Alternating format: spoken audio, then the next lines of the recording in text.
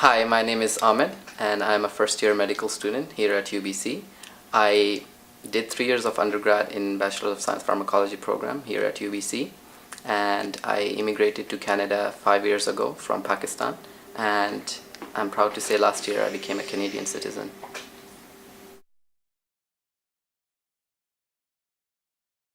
So when we first came to Canada, it was the first few months was especially very hard because there was no source of income, no source of employment.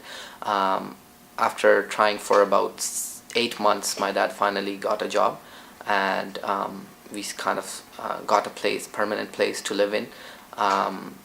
But still, it was very tough because we were a family of 6 people living in a single bedroom apartment. The annual income of my dad was and still is about 28 grand a year. So that's, for a family of 6, is pretty low if you think about it. When I immigrated, I still had the dream of becoming a doctor, but it kind of began to kind of dampen down a little because I felt discouraged by the complete different education system here. I felt like it's going to take a lot more than when compared to Pakistan. Over there, getting into medical school, in my opinion, is not that hard. I still remember this career fair from UBC coming to our school when I was in grade 12, and I went to them and specifically asked them a question about UBC medical school and what are the chances of a person getting in.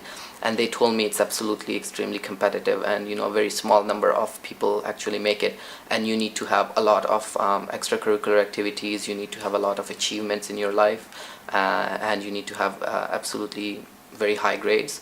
So those things kind of discouraged me. And then my own social studies teacher, when I expressed to her that I would like to go into medical school in the future, she also told me, this was her exact statement, she said, you have to do something big like going to Africa. So hearing these type of myths and thinking of what my condition or status was as of that time in Canada, I felt extremely discouraged. So I always had these preconceived notions that because of my background I'm going to miss out on so much, that I'm never going to be that ideal perfect applicant that med schools are looking for. I would say I received a lot of support from my family though in those days. I would come home, there were days I would come home and I would just tell my parents, I don't think I can keep on dreaming of becoming a doctor here. It's extremely competitive here and it takes a lot. And I told them, you don't understand, it's not like Pakistan anymore, it's way different over here. But they would just tell me to keep going forward, just trying my best, and that's all that mattered, was trying my best. So I just kept going, and I said, okay, I'll take it in little steps. I thought about it and I said, okay, I cannot do those type of high commitment extracurricular activities because I felt like I didn't have that confidence.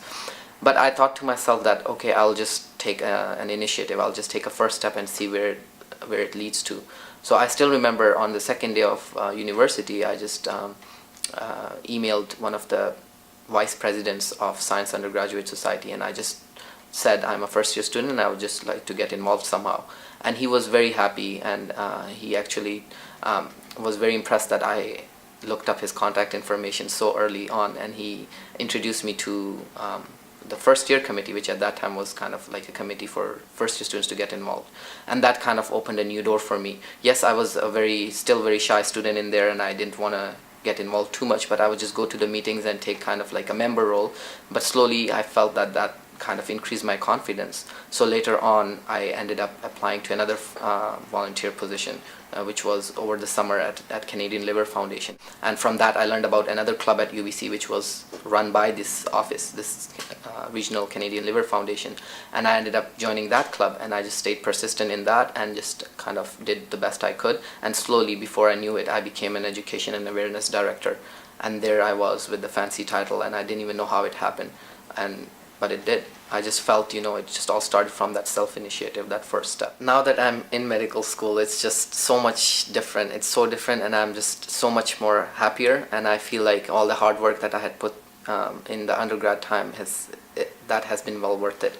And all the barriers or the challenges that were in my way, I'm so happy to have overcome them. I see a comfortable future ahead of me, and I see that I would have so much more meaning attached to my career as well. I won't be doing it just to earn my bread and butter, but I would be actually making a positive impact in so many people's lives. And the day I got in was possibly the best day of my life, the happiest day.